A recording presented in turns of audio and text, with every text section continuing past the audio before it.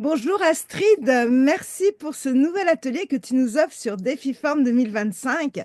Alors c'est vrai qu'on est toutes sur LinkedIn ou toutes attirées sur LinkedIn dans le monde entrepreneurial, mais la plupart d'entre nous, je crois, j'ai l'impression, on va un peu dans tous les sens et il y a besoin de personnes de tes compétences pour nous apprendre à nous canaliser et aller au bon endroit et bien régler le GPS. Est-ce de ça dont on va parler aujourd'hui? Bon, c'est de ça qu'on va parler, de aller au bon endroit. Je sais pas, peut-être oui, mais on est déjà au bon endroit. Si on est sur LinkedIn, c'est qu'on est au bon endroit. Ah bah écoute, on t'écoute. Quand je parle de bon endroit, c'est trouver les bons contacts parce que on est sur un réseau et un réseau, c'est pour faire des mises en relation. Super. OK, c'est parti. Moi, je commence directement par partager mon écran. Comme ça, c'est plus simple et plus efficace. Est-ce que vous voyez bien mon écran, mesdames? Sauf qu'il n'y a rien sur mon écran. Je sais pas, je vois rien, moi. Ça vient, ça charge. Ouais.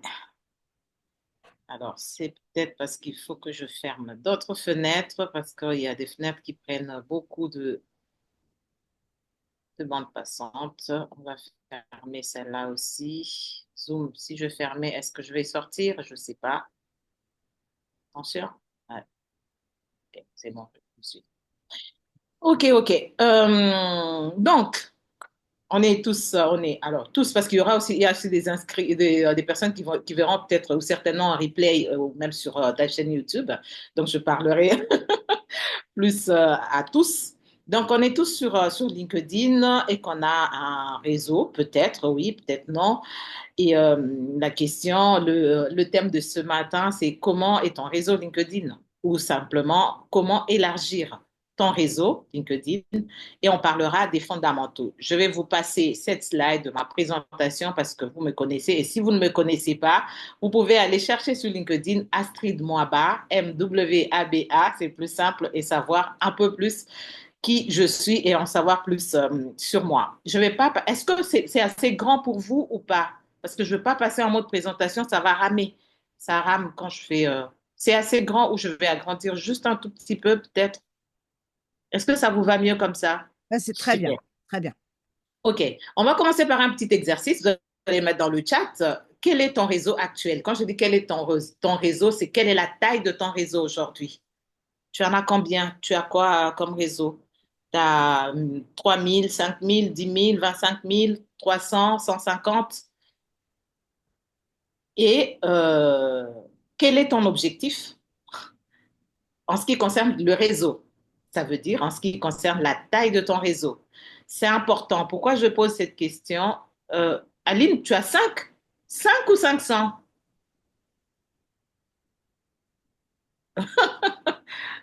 Aline? Alors, Alors, 4 400. moi, j'ai pas beaucoup de monde. J'ai 5 personnes sur LinkedIn. Je sais pas l'utiliser. Bon, ok, super. Bon, on en parlera plus tard alors. 4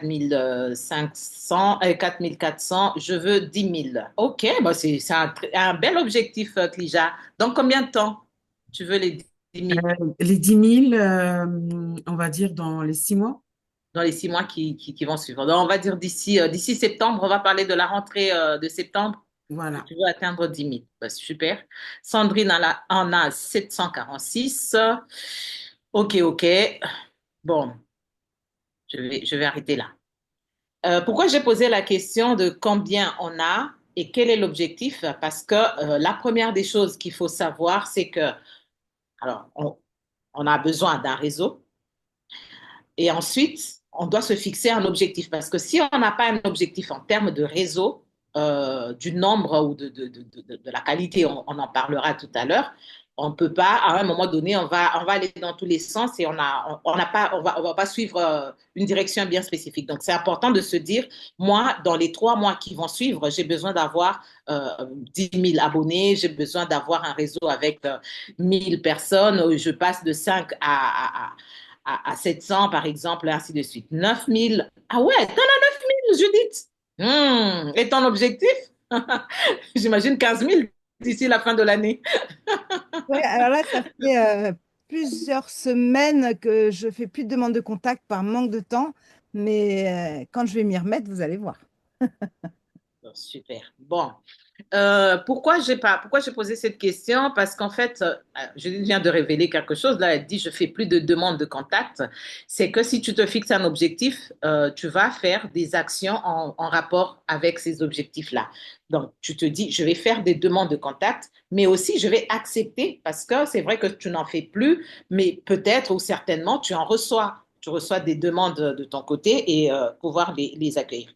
Je commence. Je vais continuer. Alors, il y a quelque chose dans le chat, puis je vais arrêter. Alors, Aline en a Ah ben, j'en ai 10 alors. Tu en as 10, tu n'en as pas.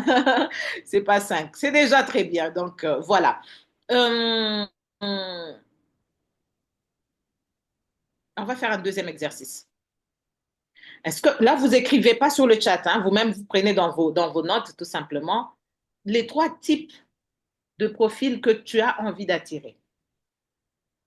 Pourquoi je pose cette question? Parce qu'un réseau, il est fait des personnes et on ne va pas avoir dans son réseau tout tout et n'importe qui. Je veux pas dire tout et n'importe quoi. On ne va pas avoir tout et n'importe qui. Il y a le choix à faire. Ça, c'est la première des choses à faire.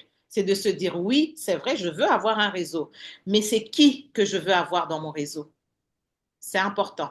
Pourquoi c'est important? Parce que je viens de parler des objectifs, mais la deuxième chose la deuxième étape dans la stratégie LinkedIn, c'est la cible. Ça veut dire, j'ai mes objectifs. Moi, j'ai envie de vendre mes gourdes parce que je produis des gourdes que je mets en vente sur mon site. J'ai envie de vendre ces gourdes-là. C'est la première étape. Deuxième étape, c'est à qui est-ce que je vais vendre ces gourdes-là. Donc, c'est la cible. C'est pour ça, écrivez au moins sur votre bout de papier les types de profils que tu aimerais bien avoir ou attirer dans ton réseau. Je reviens sur le premier exercice que je vous ai posé. C'est que, alors, la chose la plus importante, c'est qu'on a tous, pour former son réseau, on a ce qu'on appelle 3 cercles autour de nous. On a le premier cercle, ça veut dire le cercle le plus restreint. C'est ma famille, ça peut être mon conjoint, qui est professionnel, qui travaille je ne sais pas où, qui est entrepreneur aussi. Ça peut être mon oncle, ça peut être ma tante, ça peut être mon fils, ma fille, ainsi de suite. Les amis, le premier cercle, il est très important lorsqu'on se lance. Aline, tu fais une liste des personnes de ton premier cercle et qui sont professionnels et qui sont sur LinkedIn. Tu me diras, tu vas voir que tu vas dépasser très vite les 10 contacts dans ton réseau. Vous me direz que ce n'est pas important. Moi, je ne vais pas vendre mes prestations ni mes services à mon conjoint, ni à mon fils. Ce n'est pas parce qu'il a 28 ans ou qu'il a 27 ans que ce n'est pas lui qui est ma cible. Parce que si tu viens de nous parler de la cible, vous allez me dire, mais pourquoi est-ce que je vais ajouter ces personnes-là? C'est très important parce que c'est déjà le premier cercle qui va vous aider à avoir la visibilité. Le premier cercle va aider l'algorithme, plus précisément, à dire que tu as des personnes qui sont dans ton réseau et tout simplement, ces personnes vont vous aider à avoir la visibilité. Lorsque vous allez vous mettre à publier, par exemple, ou lorsque vous allez vous mettre à commenter, ces personnes-là, c'est les posts de ces personnes-là que vous allez commenter. Et ces premiers cercles qui certainement ne va pas vous acheter vos services ni vos produits, mais qui est très important pour commencer à créer son réseau. Le deuxième cercle, justement, ça va être les personnes avec qui on avait étudié, je ne sais pas, dans l'école, des personnes qu'on rencontre lors des réseautages, des personnes comme vous, on est dans le même réseau, par exemple, des personnes qui traitent des mêmes sujets, des mêmes thématiques. Ce deuxième cercle-là, il est tout aussi important. Et ce deuxième cercle, il va être fait des contacts de votre premier réseau. Ça veut dire quoi? Ça veut dire, moi, j'ai mon conjoint qui est sophrologue, par exemple. Il a aussi un réseau. Donc, le fait de le mettre dans mon réseau va me permettre d'atteindre, de toucher les personnes de son réseau. C'est pour ça que ce n'est pas anodin d'avoir le premier réseau de la famille. Même si, à un moment donné, il va falloir limiter les actions à l'égard de ce premier réseau. Pourquoi? Parce que c'est un réseau qui va nous servir dans un premier temps, mais à un moment donné, quand on arrive à 5 000, à 3 000, 2 000 personnes, alors je ne veux pas dire on n'a plus besoin de ces gens-là, on en a toujours besoin, mais on va consacrer moins de temps et moins d'efforts, moins d'actions sur ce réseau-là. Grâce à ce deuxième réseau, donc mon conjoint, le réseau de mon conjoint, ce réseau-là a aussi un autre réseau. Donc, supposons que mon conjoint, qui est sophrologue, a dans son réseau 500 personnes. Certainement, ces 500 personnes sont... Alors là, on actionne le troisième cercle. Donc, je suis partie de mon conjoint. Le réseau de mon conjoint, ça me fait le deuxième cercle. Et le réseau du réseau de mon conjoint, ça fait le troisième cercle. Donc, facilement, j'arrive à atteindre, à aller toucher, à inviter ou à me connecter je pars de mon conjoint tout simplement, mais je peux arriver justement à avoir au moins 1500 personnes, juste à partir d'une seule personne de mon premier cercle. Donc, réfléchissez de cette façon-là. Mon premier cercle, le plus proche, important pour l'algorithme. Le deuxième, on va l'actionner et c'est là qu'on commence à faire du business. Le troisième, il est tout aussi important parce qu'il va élargir encore plus loin notre réseau. Voilà. Donc, pour progresser sur LinkedIn, pour ce qui concerne votre réseau, il faut savoir passer du premier au troisième niveau. Vous allez bien le voir, vous l'avez certainement vu sur LinkedIn. Vous avez premier, deuxième, troisième niveau. C'est pratiquement les cercles dont je viens de vous parler. Pourquoi est-ce qu'on parle de réseau? Parce qu'aujourd'hui, ça c'est une stat de 2024 de LinkedIn, 80% des opportunités professionnelles et même dans la vraie vie, hein, là je ne veux pas parler forcément de LinkedIn, même dans la vraie vie, en tant qu'entrepreneur, les opportunités viennent souvent de notre réseau. On parle très souvent de bouche à oreille. Bouche à oreille dans le digital, c'est effectivement ce réseau-là qu'on va créer autour de nous. Donc, nos opportunités, pratiquement 80% des opportunités proviennent de notre réseau, d'où l'importance d'avoir un bon réseau. Mais la question, parce que je viens de parler du bon réseau, la question que l'on pourrait se poser, et c'est comme ça qu'on va détailler, on va travailler, on va parler de ces deux questions majeures pour moi. C'est pourquoi avoir un bon réseau et surtout comment avoir un bon réseau. Le pourquoi, on l'a vu dans la slide d'avant, j'ai dit que c'était 80% d'opportunités. Si on veut avoir plus d'opportunités, c'est une des raisons pour avoir un bon réseau. On parlera plus tard de comment avoir ce bon réseau-là. Et même, c'est quoi le bon réseau? J'imagine que vous vous posez la question. C'est quoi le bon réseau? Alors, on va commencer. Est-ce que ça va jusque-là? Si ça va, n'hésitez pas à me le dire. N'hésitez pas à m'envoyer des petits emojis pour m'encourager. J'aime bien ça. Donc, pourquoi avoir un bon réseau? LinkedIn, c'est une plateforme où les professionnels sont ouverts aux connexions et opportunités. Si sur Facebook, vous allez avoir plus, c'est l'anniversaire de ma sœur, c'est le cadeau que j'ai reçu ce matin, c'est ce genre de choses sur LinkedIn, vous allez plutôt avoir des personnes qui vont parler plus business, qui vont parler plus de votre travail, de votre activité, des tips pour créer une entreprise, pour développer son entreprise. Donc, c'est une plateforme où on va plus parler opportunités et les gens sont très ouverts aux connexions. Vous allez voir que moi, j'ai constaté que quand je fais une demande sur Facebook, et même quand on me fait à moi-même aussi une demande sur Facebook, souvent, je me dis, mais c'est qui lui? Je ne le connais même pas, il vient d'où, qu'est-ce qu'il veut? Par contre, sur LinkedIn, souvent, je dirais 9 fois sur 10, je ne pose même pas la question, c'est qui, qu'est-ce qu'il veut? Parce que je me dis, c'est un professionnel. Et en tant que professionnel, certainement, c'est pour moi une opportunité. C'est un bon réseau qui permet. Alors, le but de pourquoi d'avoir un réseau sur LinkedIn, ça va vous permettre d'attirer plus de clients, donc des clients potentiels, mais aussi de créer des collaborations. Ça, moi, j'aime bien. Je pars toujours sur des collaborations et ça finit par pouvoir déboucher sur des clients, sur des contrats, sur des choses comme ça. On n'y pense pas souvent, parce que c'est vrai que quand on va sur LinkedIn, on se dit, moi, j'ai besoin d'avoir un réseau pour créer, pour vendre mes produits et mes services. Et pourtant, très souvent, ça passe par des partenariats. Ça passe par des conférences comme là. Vraiment, petit clin d'œil à Judith. La dernière fois que j'ai fait un atelier avec elle, donc moi, tu fais une conférence, tu fais un atelier, derrière, la personne te contacte ou te recontacte ou tu fais affaire et la personne devient ton client. Mais je pouvais me dire, mais Judith, moi, j'ai pas le temps. Là, je vais faire ma prospection ou je vais travailler sur ci, sur ça. Je vais pas prendre 1 heure de mon temps pour parler aux gens qui vont prendre ça gratuitement comme ça. Je pouvais imaginer, penser de cette façon, faire cette réflexion-là. Mais seulement parce que je sais, je connais la force d'un réseau. Ce n'est pas simplement avoir des clients, mais c'est penser aux collaborations, aux partenariats, comment je peux dire, on peut même devenir, on peut s'associer sur certaines idées ou certains projets, tout simplement. On a un projet, on peut s'associer là-dessus. C'est une plateforme. Pourquoi le réseau? Parce que ça permet d'être visible auprès des décideurs. Ça, c'est très important aussi. Ça permet d'être visible auprès des décideurs. Et sur LinkedIn, on peut très facilement entrer en contact avec ces personnes-là. Je vais avancer, parce que je sais que je parle beaucoup et souvent ça. Alors, qu'est-ce qu'un bon réseau? Je vais le mettre en 3 parties. Un bon réseau, alors d'abord, avant que je ne développe ceci, je vous ai posé la question au début, vous avez combien? Ce n'est pas le nombre qui est important. Là, on est bien d'accord. Ce n'est pas le nombre qui est important. Mais, comme j'aime bien le dire, c'est qu'on a l'algorithme, on a aussi les personnes. Pour l'algorithme, c'est conseillé à ce que LinkedIn va vous donner un petit plus de visibilité à partir du moment où vous atteignez les 500 relations, comme ils appellent.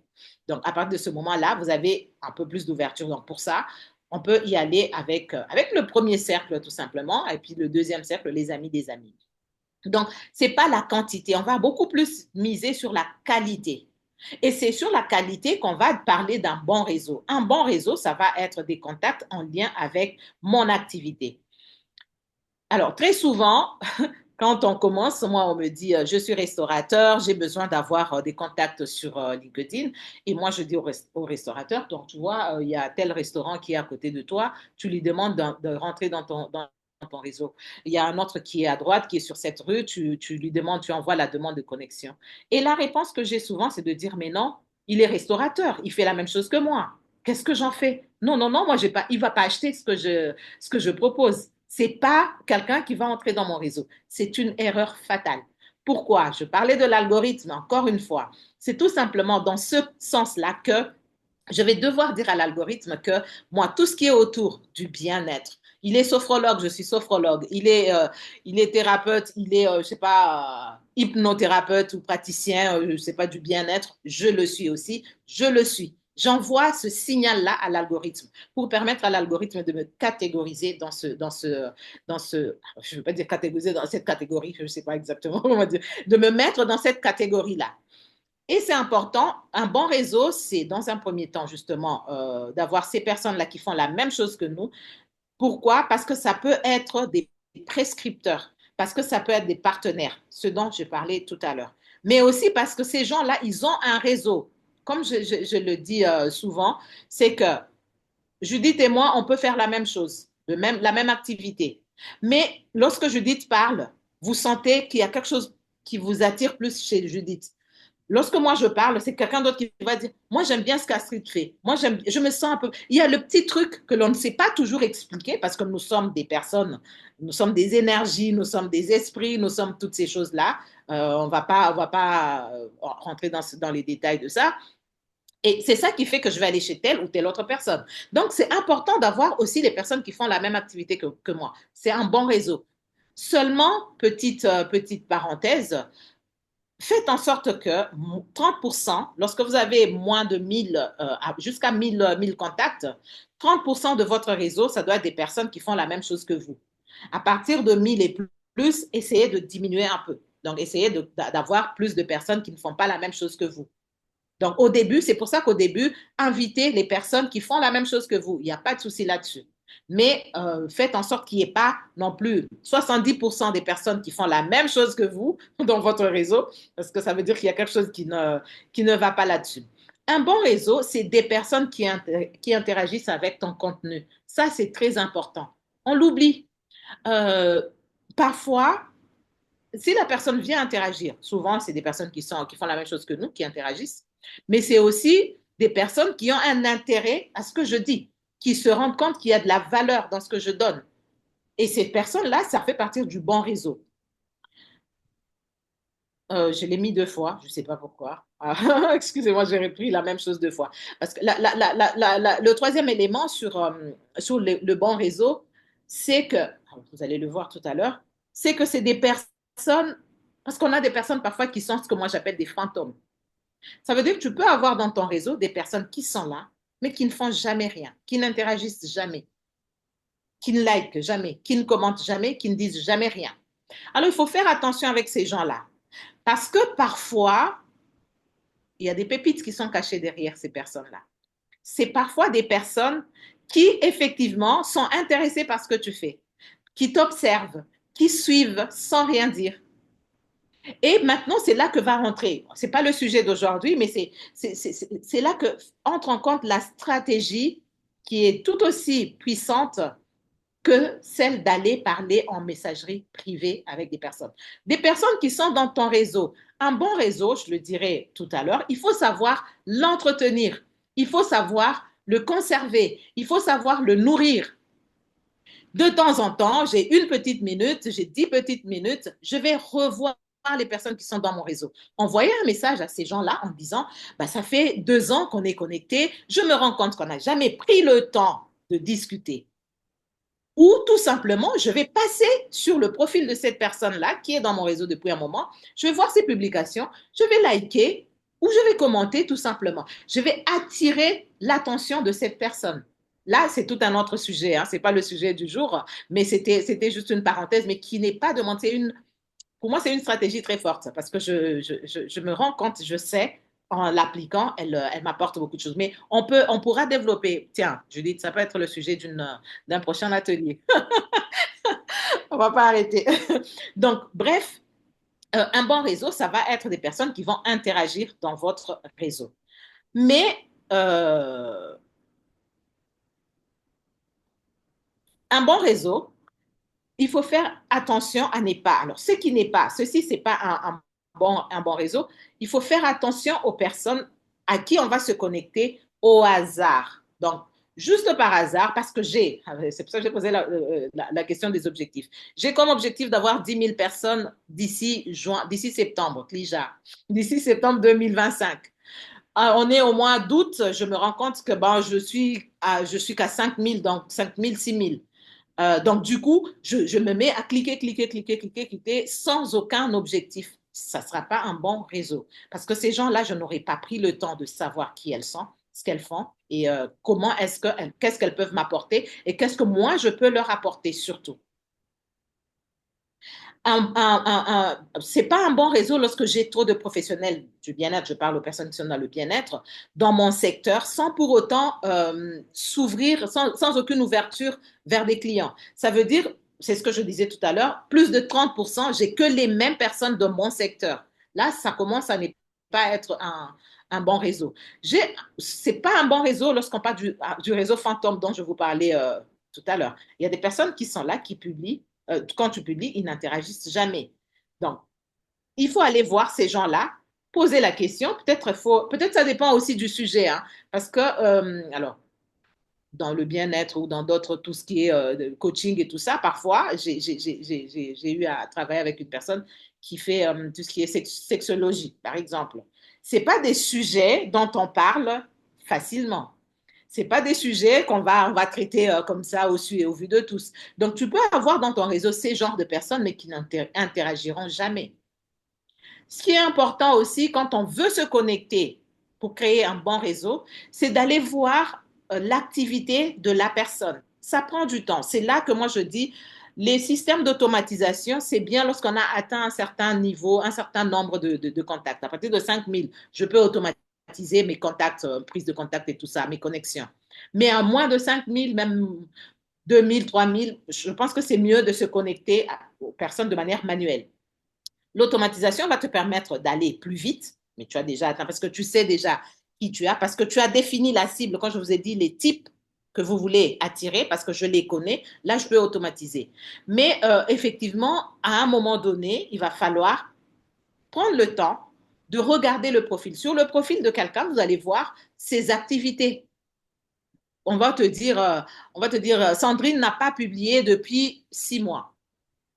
Bon, ça veut dire que peut-être qu'elle n'est pas assez active. Ça veut dire que, voilà, je peux trouver une accroche en envoyant un message à Sandrine en disant, je vois que tu n'as plus publié, est-ce que ça va? Je prends des nouvelles, je suis dans entretenir mon réseau.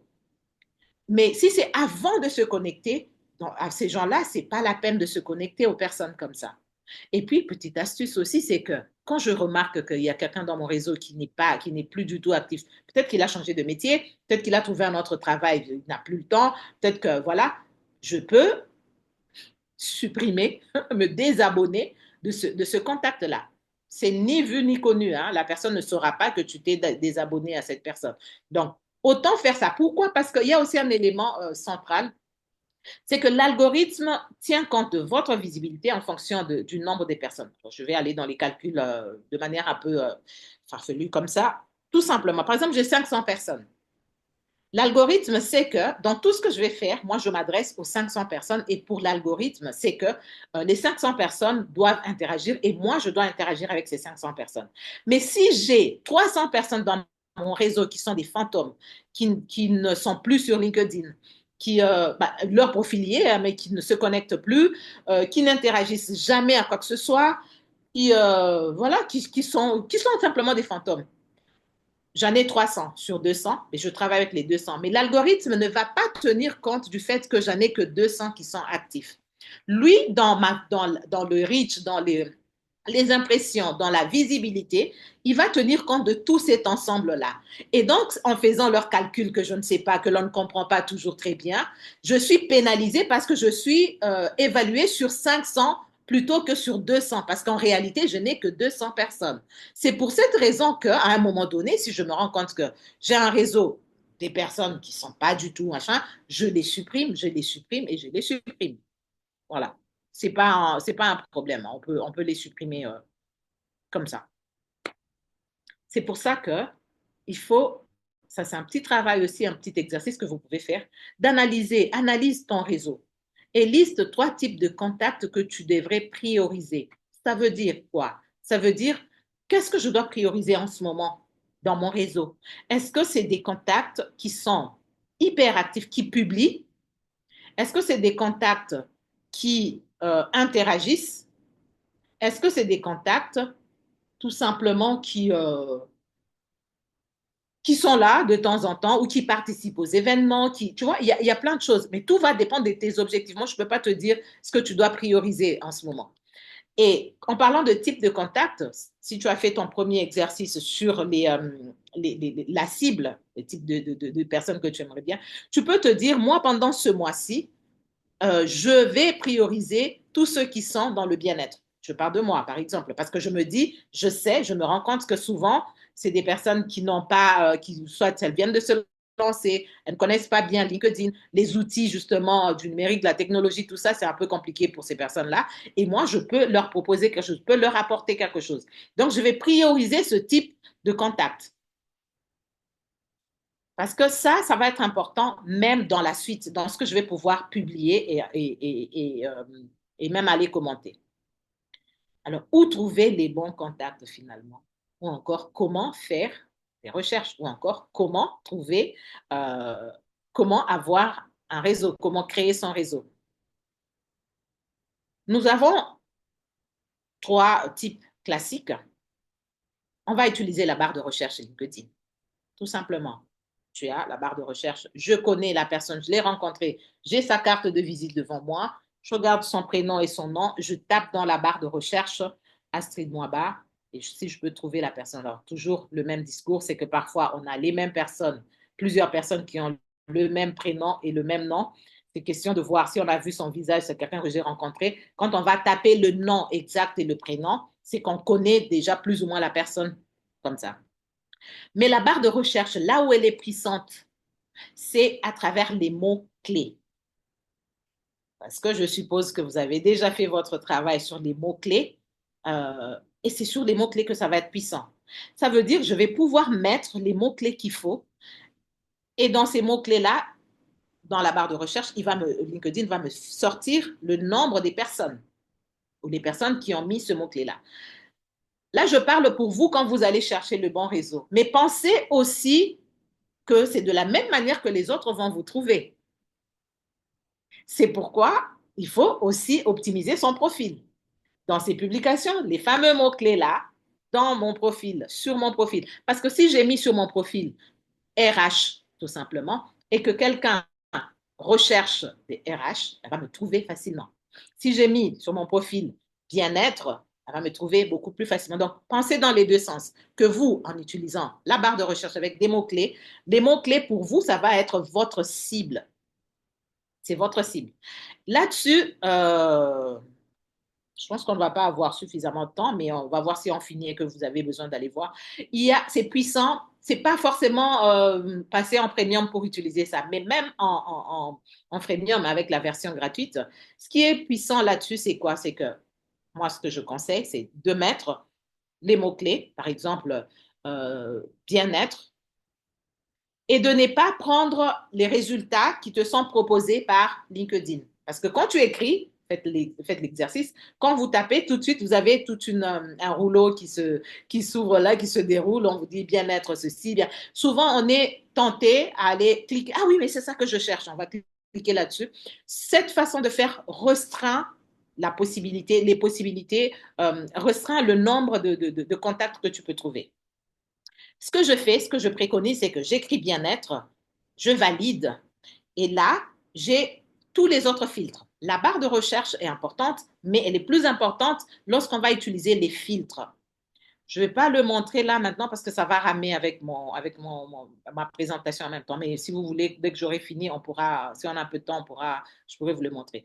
J'ai les autres filtres. Ça veut dire que je vais avoir personne, poste, je vais avoir entreprise, je vais avoir groupe, je vais avoir événement, je vais avoir plusieurs filtres et je vais filtrer les réponses en fonction des résultats que j'ai. Par exemple, moi, j'ai besoin d'organiser un événement en présentiel à Rennes et j'ai besoin d'avoir des thérapeutes lors de cet événement-là. Dans la barre de recherche, j'écris thérapeute. Il me donne le premier résultat. Je vais cliquer sur personne. Il me donne le deuxième résultat. Je vais chercher le lieu. Je vais chercher le lieu pour ceux qui sont à Rennes. Attention, là aussi, quand vous cliquez personne, vous avez ce que je vous ai dit au début, premier niveau, deuxième et troisième niveau. Est-ce que moi, pour cet événement-là, j'ai besoin d'avoir des personnes qui me connaissent déjà? Ça, c'est à vous de répondre. Si c'est des personnes qui me connaissent déjà, ça veut dire que je vais filtrer, je vais m'adresser qu'aux personnes de mon premier cercle. Parce qu'on parle du réseau. Le réseau, c'est pas simplement ajouter le réseau, mais c'est aussi pour un événement, comme je viens de dire, ou parler d'une offre bien spécifique. Mais si moi, je voudrais atteindre l'objectif de 10 000 personnes, déjà, qu'est-ce que je vais faire? Je vais aller chercher deuxième et troisième niveau. Attention parce que très souvent, lorsque vous mettez troisième niveau, vous n'avez pas la possibilité de vous connecter directement à ces personnes-là. C'est pour ça que c'est mieux de mettre deuxième.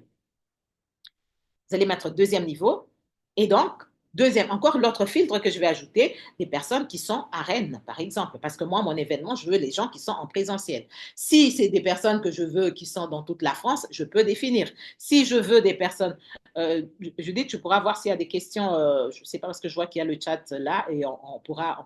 Et puis, vous pouvez m'arrêter, hein, je ne suis pas obligée d'aller jusqu'au bout. Si c'est une question, vous pouvez m'arrêter et poser votre question en même temps. Donc, justement, cette barre de recherche-là, ce que moi je conseille, c'est d'aller vraiment exploiter tous les filtres. Alors, il y a un filtre que l'on oublie très souvent, mais qui est tout aussi puissant, c'est les événements. Les événements. Par exemple, supposons Judith, elle ne l'a pas fait, mais elle pouvait le faire aussi, qu'elle va créer un événement sur LinkedIn, disons Défiforme et tout ça, tel jour, telle date, à telle heure, avec tel sujet. Participer. Les personnes qui veulent participer vont cliquer sur cet événement-là. Dans l'événement, normalement, vous ne pouvez pas vous connecter aux personnes. Vous ne pouvez même pas voir les personnes qui vont participer à cet événement-là. À moins de faire de participer aussi à cet événement. Pourquoi la rubrique ou le filtre événement est puissant? Parce que lorsque la personne décide de participer à un événement sur le bien-être, c'est que c'est une thématique qui me parle déjà. Et en plus, c'est souvent des potentiels prospects pour vous. Alors, je parle du bien-être, mais je peux parler d'un autre sujet, hein, d'un autre événement, des événements sur le réseautage, des événements sur le pilotage d'entreprise, des événements sur la formation. L'unique façon d'avoir ces personnes-là, c'est d'aller cliquer, de dire je participe. À partir de ce moment-là, on peut contacter directement ces personnes-là. Ça, c'est une réponse au fait qu'il ne faut pas oublier que quand on fait des demandes en freemium, donc la version gratuite, on est limité, on est très vite limité. Donc, il y a un nombre de personnes, il y a 150, on peut faire 150 contacts dans la semaine sur LinkedIn, si je ne me trompe pas, dans la semaine ou dans le mois, je crois, je ne sais plus exactement. Dans le mois, hein. On, on peut en faire 100 par mois, par semaine. Oui, Et il y a un quota par mois que je connais pas, mais ouais, quand, c'est 150, je crois, si je ne me trompe pas. quand on fait 100 par Voilà, semaine, si tu fais que tu es 100 par bloqué. semaine, tu n'es pas bloqué à la fin du mois. Donc, c'est Voilà. un peu Donc, plus. chaque mois, il y a un quota bien spécifique. Et donc, pour quelqu'un qui veut atteindre rapidement son objectif, parce que tu te dis, moi, je vais travailler pendant ce mois-ci de cette façon, aller prendre les événements, ça peut, parce que ces gens-là, tu vas les contacter directement, parce que vous faites partie d'un même événement, parce que vous avez participé au même événement. Et en plus, je reviendrai là-dessus, dans la façon d'agrandir son réseau, il y a le message que l'on on n'est pas, il y a toujours je veux dire, euh, il y a un débat, il y a toujours un débat là-dessus. Est-ce que je fais le message avant? Est-ce que je fais le message après? Quand est-ce que je le fais? Donc, ça aussi, donc, les personnes qui participent au même événement, je pourrais dire, bah, écoute, nous avons participé, toi et moi, à l'événement que Judith a organisé tel jour. Là, la personne, c'est déjà certaines accroches que l'on peut faire qui permet d'entrer en contact et de créer justement cette connexion-là facilement. Donc, bref, moi, je sais qu'on passe des heures très souvent avec les personnes que j'accompagne sur la recherche tout simplement. Donc, il y a pas mal de choses. Sur les postes, qu'est-ce qu'on va faire? Parce que quand tu fais une recherche, tu te fais sortir des postes, il y a des choses, il y a toute une stratégie à les mettre en place sur les postes pour agrandir son réseau. Et pas simplement agrandir son réseau, mais même pour entretenir son réseau. Parce que c'est les deux choses qu'il faut voir. Comment est ton réseau aujourd'hui? C'est que tu peux très vite avoir 10 000 personnes, mais si tu ne l'entretiens pas, vous allez voir que parfois, il y a des personnes qui ont 10 000, alors que quand elles publient, elles n'ont pas deux ou trois likes. C'est aussi ça. Donc, c'est des choses qu'il faut aller chercher à développer, à mettre en place. Donc, la barre de recherche, mais ça peut être aussi de regarder les connexions de tes contacts. Là, je reviens encore sur ça. Moi, je voulais organiser un événement. J'ai participé Non, je devais participer à un événement qu'une personne avait organisé ici à Rennes. Ben, je n'ai pas pu parce qu'il y avait les inondations et tout ça. Ce jour-là, je n'ai pas été, mais j'ai vu son poste, j'ai vu les gens qui ont été là. Comme j'organise des événements aussi sur Rennes, je suis allée me connecter aux personnes qui ont participé à son réseautage là. Parce que le jour où moi je vais pouvoir organiser, je sais que c'est des personnes qui ont l'habitude, qui vont accepter facilement de se déplacer, de venir dans un événement. Donc, regardez les connexions de vos contacts. Ça aussi, c'est un bon réseau. Donc, participez aux discussions et aux groupes LinkedIn. Donc, participer aux discussions, c'est tout simplement dans les commentaires. Donc, il y a un commentaire sur telle ou telle autre chose. En apportant, encore une fois, ça c'est tout un autre atelier sur comment commenter stratégiquement. Ça veut dire commenter vraiment un bon commentaire, quoi. Un commentaire qui t'apporte et qui te ramène des clients. Et pour pouvoir participer au groupe, il y a des groupes sur LinkedIn. C'est vrai que sur LinkedIn, les groupes ne sont pas très développés, mais oui, ça peut être déjà une façon de contourner, encore une fois, la limitation sur le nombre de demandes de connexion que l'on pourrait faire. Alors, justement, on revient au message. Lorsqu'on va faire la demande, très souvent, il y a la question qu'on se dit, sans même qu'on se pose la question, LinkedIn va te poser la question elle-même, va te dire envoyer avec un message ou envoyer sans message. Donc, la question, moi, qu'on me pose souvent, c'est de dire est-ce que j'envoie le message ou pas? Je dirais tout dépend du contact que vous avez en face. Tout dépend de la personne que j'ai eue. Si c'est quelqu'un que j'ai rencontré dans un événement où on était nombreux, on a juste discuté un peu, ou peut-être il s'est présenté. Moi, je n'ai pas parlé directement avec la personne. Quand je vais demander la connexion, c'est normal, je peux lui envoyer un message. Ce matin, j'ai aimé, j'ai apprécié votre intervention lors de tel événement, donc je demande qu'on se connecte. C'est normal. Ce qu'il y a, c'est qu'à un moment donné, les gens envoyaient, c'était automatique que quand on envoyait une demande de connexion, on envoyait avec un message. C'était recommandé. Sauf que on a tellement de messages. Bon, là, je pense qu'on en a de moins en moins, hein, parce que les gens ont compris que les messages, parfois, ça énerve les personnes, et surtout quand c'est automatisé. On a tellement de messages qu'on ne regarde pas. Et donc, il y a des études qui ont été faites en disant, lorsqu'on envoyait une demande avec un message tout de suite, les gens ne répondent pas, n'acceptent pas de se connecter. Donc, tout va dépendre de qui est-ce qu'on a en face, la personne où est-ce que je l'ai rencontrée, comment, ça se passe comment. En général, moi, ce que je fais et ce que je conseille, c'est que pour des personnes, quand je fais une recherche, comme je vous ai dit tout à l'heure, je fais ma recherche, je trouve ce thérapeute-là ou ce sophrologue-là, il m'intéresse, j'ai été voir son profil, j'envoie la demande sans un mot. Mais dès que la personne a répondu, qu'est-ce que je fais? C'est que dans ma journée ou dans ma semaine, je sais que j'ai un moment où je vais aller voir mon réseau. Je vais voir, on va me dire, Sandrine s'est connectée à toi il y a 2 heures ou il y a un jour, il y a 3 jours. Je ne le fais pas chaque jour, mais je laisse passer quand même un peu de temps, 2, 3 jours comme ça. Tous les 2, 3 jours, je vais revoir, je vais faire cette manip-là. Je vais revoir les personnes. Dès que la personne a répondu, c'est en ce moment-là que j'envoie un message. C'est là que le message va être puissant parce que je vais déjà remercier la personne. Merci d'avoir accepté ma demande. Elle n'était pas obligée d'accepter. Merci d'avoir rejoint mon réseau. Et ensuite, je vais pouvoir commencer à rentrer un peu. Là aussi, c'est tout un travail, hein, sur les messages. Il faut bien faire un message et il faut chercher les messages. Il faut chercher, comment je veux dire, la succession, la suite des messages. J'ai un client qui lui m'a dit, quand il envoie un message, son message, c'est de dire, est-ce que je peux vous poser une question? Et ensuite, la personne dit oui, posez-moi la question. Et ensuite, il me dit, mais je ne sais plus quoi lui dire. Je dis, mais c'était quoi la question que tu voulais lui poser? Tu ne peux pas dire à quelqu'un, est-ce que je peux vous poser une question sans savoir la question que tu veux lui poser? Donc, parfois, c'est un peu... Et puis, moi, je dis, fais comme dans la vraie vie. Quand tu vois une personne, tu ne vas pas dire, bonjour, est-ce que je peux vous poser une question? Oui, je peux vous poser une question parce que je sais ce que je vais te demander. Je vais demander, par exemple, où est-ce que vous avez acheté cette gourde? Ou bien, est-ce que vous habitez dans le quartier? Parce que je sais déjà la question. Donc, ça aussi, c'est une bonne question, je le dis, c'est une bonne approche.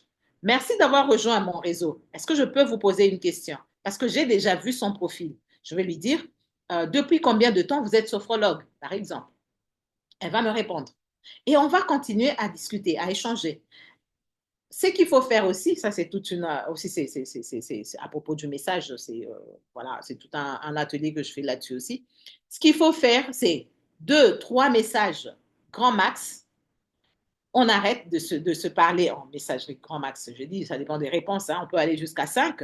On arrête de se parler en messagerie. On propose à l'autre soit un call, un appel téléphonique, soit une visio.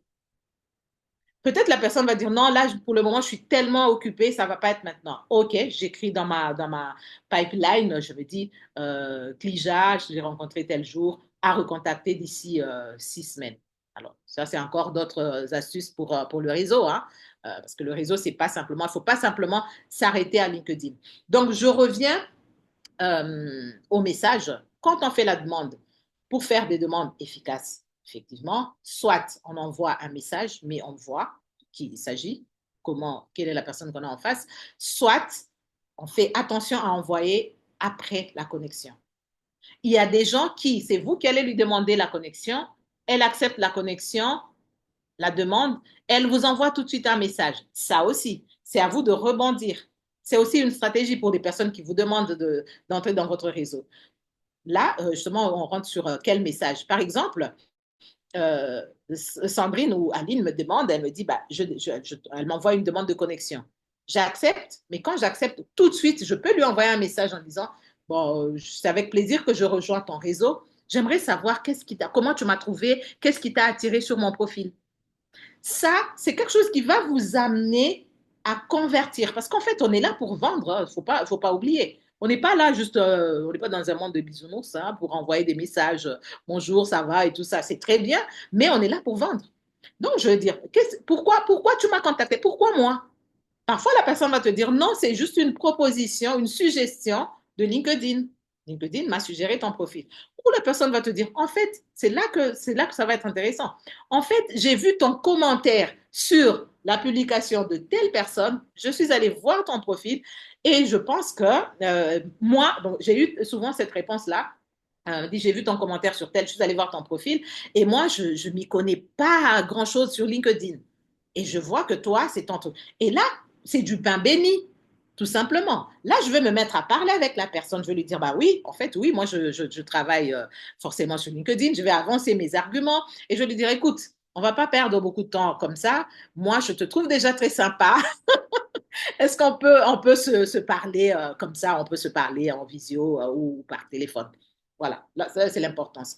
Quand il faut envoyer les messages, c'est ce que je vous ai dit, ça peut être avant, tout dépend. Ça peut être après la connexion, mais ça peut être aussi lors de l'anniversaire. Ça peut être aussi une année après que vous êtes connecté parce que bah, on n'a pas tout le temps ce temps-là. Ça peut être aussi parce que je viens de voir la personne qui a participé à tel événement. Je dis, ah tiens, c'est l'occasion. Je lui envoie un message en disant, bah, j'ai vu que tu as été à Toulouse pour tel séminaire. C'était bien. Comment ça s'est passé? En même temps, on s'intéresse à l'autre. On est sur un réseau social. Je m'intéresse à l'autre. Je ne vais pas juste avoir un réseau pour avoir un réseau. Et c'est là que je vais créer un réseau de qualité. Petite parenthèse aussi, c'est que parfois, et même très souvent, 3 fois sur 5, même 4 fois sur 5, la personne avec qui vous allez discuter, que vous allez échanger, que vous allez faire entrer dans votre réseau, n'a pas forcément besoin de vos services, mais elle a un réseau. Le fait que tu as été sympa, tu as été gentil, tu t'es intéressé à cette personne, vous avez discuté, vous avez rigolé. Le jour où je vais rencontrer quelqu'un qui a ce besoin-là, de manière automatique, je vais penser à toi. Je vais me dire, mais tiens, tu as envie d'aller sur LinkedIn. Mais tu sais que sur LinkedIn, moi, j'ai rencontré une fille, elle fait ça, elle fait ça. Mais attends, je vais te mettre. Tiens, regarde son prénom, regarde son profil. Ben, c'est comme ça. Et certainement, ça va tomber dans les oreilles ou dans les mains de quelqu'un qui a forcément besoin de ce que tu proposes. Est-ce que ça va jusque-là? Je sais que je parle. Il est quelle heure? Ah là là là là, 56, ça passe tellement vite. Cultiver ton réseau sur le long terme. Je pense que j'ai déjà évoqué ça aussi. C'est savoir, c'est avoir un réseau, mais c'est savoir l'entretenir. C'est savoir le cultiver, c'est savoir lui donner, c'est savoir offrir, par exemple, en disant, bah, je viens de faire tel atelier, je vous offre ça gratuitement parce que vous faites partie de mon réseau. Ce que j'ai fait il y a 2 semaines, j'ai vu qu'il y avait des personnes qui likaient mes publications, je ne les connaissais pas, mais qui étaient dans mon réseau quand même. J'ai dit, bah, écoute, tiens, je vois que tu likes souvent mes publications, ça fait un moment. Je t'offre 30 minutes de discussion, comme ça je vais analyser ton profil et te dire des petites choses sur ton profil. La personne est venue, on a fait ces 30 minutes-là, et vous savez quoi? J'ai signé un contrat avec cette personne. Alors, c'est pas les 5, hein. J'en avais 5 à qui j'ai proposé, j'en ai signé avec une. C'est pas mal comme réponse, comme résultat. Donc, c'est juste, c'est un réseau, c'est quelqu'un qui est là. Peut-être que c'est le bon moment, peut-être que c'est le moment qu'il faut. Parce que parfois, on a vraiment besoin de ce que tu proposes, mais ce n'est pas le moment pour X raisons, hein, et ça va. Mais ce qu'il y a, c'est que je continue à cultiver, je continue à entretenir mon réseau. Donc, pour entretenir justement, interagir avec ces contacts régulièrement, ça ne nous coûte rien de liker tout simplement les publications des personnes. Ça ne coûte rien de dire ben, bravo, félicitations pour cette réalisation. Et c'est en disant bravo, c'est en disant merci, c'est en disant courage que tu vas attirer aussi les personnes qui vont t'encourager aussi de ton côté. La manière d'entretenir, c'est aussi en créant du contenu engageant pour ton réseau. Donc, bah, quand je vais publier, c'est aussi une façon d'entretenir mon réseau parce que je vais connaître les problématiques de mon réseau et je vais pouvoir euh, leur demander, répondre à leurs problématiques. Alors, toujours en résumé, parce que je suis en train de voir l'heure, je ne vais pas vous prendre plus d'heures que ça. Donc, une méthode claire pour identifier, chercher et connecter avec les bons profils, c'est la première des choses. Donc, tu te dis, qui est-ce que moi je vais chercher?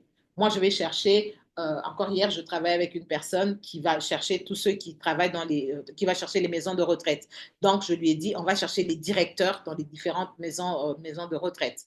On va chercher des commerciaux qui travaillent dans ces maisons de retraite-là. Donc, tu as une méthode bien spécifique. Je vais faire des recherches sur les filtres, comme je vous ai montré.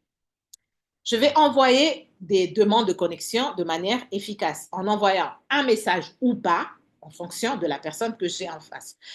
Petite astuce aussi, c'est que chaque fois que je rencontre quelqu'un ou que je participe à un événement ou moi, ce que je fais, c'est d'aller checker cette personne-là sur LinkedIn et de lui envoyer une demande de connexion.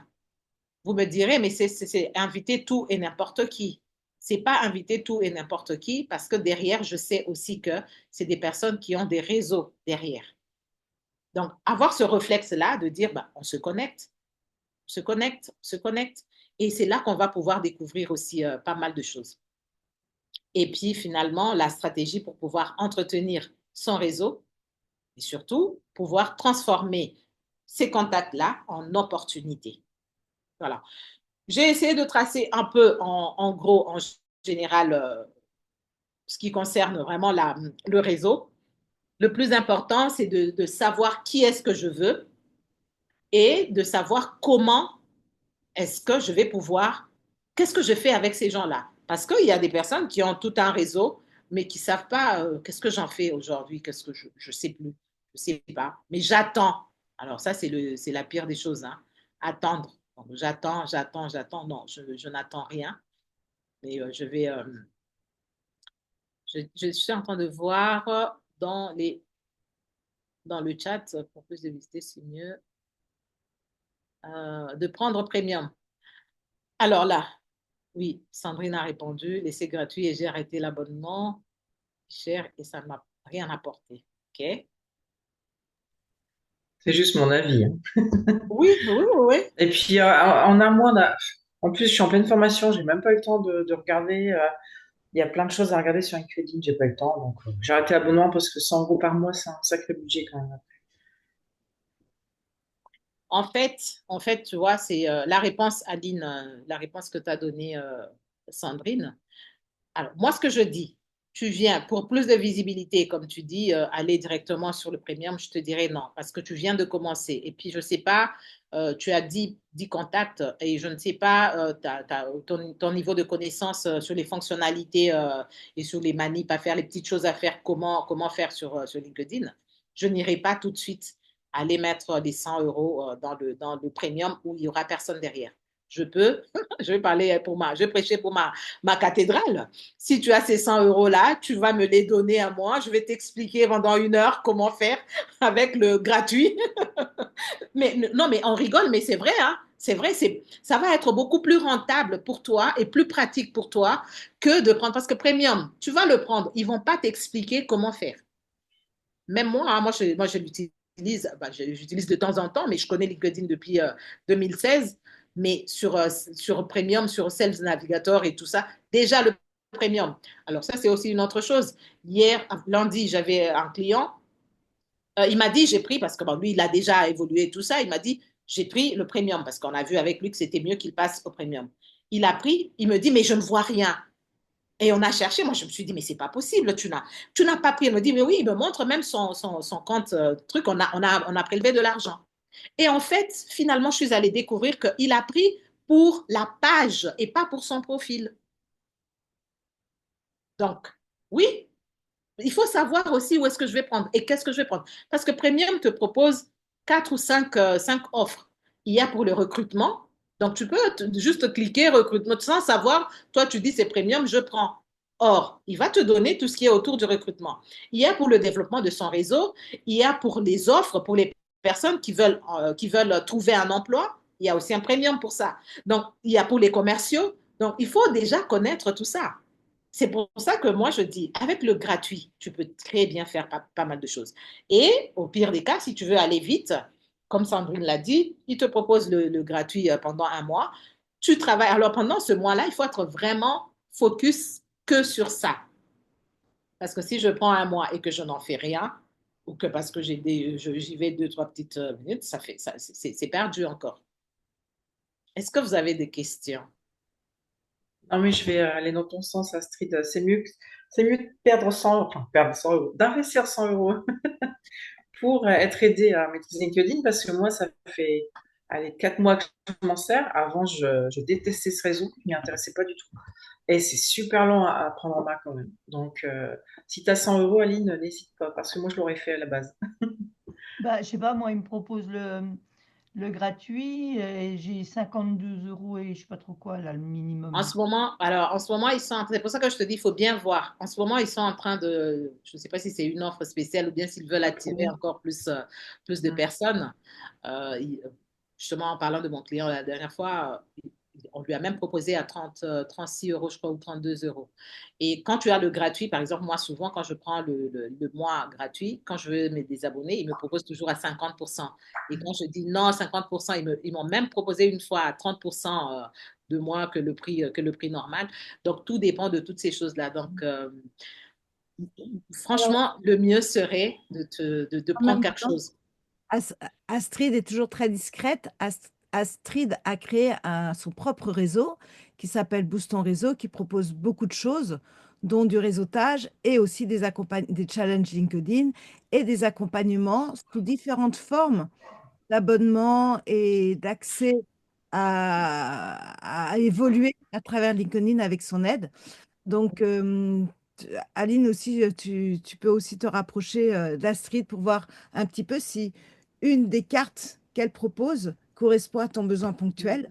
Oui, ça Et peut être. Astrid, je t'invite dans les commentaires du replay de cet atelier de mettre ton lien où on a accès à tout ce que tu proposes parce que Astrid a créé, elle, de son côté, une communauté Boost au réseau qui est extrêmement riche en apports et pas seulement liée à LinkedIn, mais elle a associé LinkedIn et le réseau. Voilà. Et d'ailleurs, à 12h30, comme tous les mercredis, elle va faire un live sur LinkedIn où elle interviewe des gens qui est très formateur et qui permet aussi de se mettre en relation d'une façon indirecte avec les gens qui se connectent à son live. Donc, vous pouvez aller sur son profil LinkedIn Wamba et participer, comme moi tout à l'heure, à l'événement de 12h30, tous les mercredis. Ok, ça Et va, ça je peut être suis intéressant. partie. Tu vois, je n'y pensais pas. Je pense pas, à dire, dire toutes ces Il faut choses-là. dire. Parce que je suis tellement focus sur le truc que je vais partager autour du sujet. Donc, oui, oui, c'est vrai. Ça peut être une alternative. Tu vois, là, sur Boostant Réseau en abonnement. Tu as un mois à 49 euros. Mais si tu prends sur 3 mois, 3 ou 6 mois ou 12 mois, c'est 35 euros le mois. On a des ateliers comme celui que tu viens d'avoir là, qui est juste pour les. Il y a pas mal d'offres, comme elle a dit. C'est un petit réseautage supplémentaire. Alors, on est sur notre heure de vidéo. Avez-vous d'autres questions pertinentes avant que je coupe l'enregistrement? Après, on va continuer peut-être sur les détails sur Astrid. Merci Astrid. C'était hyper enrichissant. Moi, je vais être obligée de regarder le replay pour faire les choses step by step pour certains trucs que je vais réajuster de mon côté. Et tu as lancé plusieurs idées d'autres ateliers. Donc, on attend avec impatience tes propositions pour les rajouter au calendrier. Pour ceux qui nous ont regardés en replay, si vous avez des questions à poser à Astrid, eh bien, vous pouvez la joindre directement sur le canal Telegram que nous avons créé pour elle au sein de Défiform ou répondre dans les commentaires de la vidéo. Je vais donc couper l'enregistrement.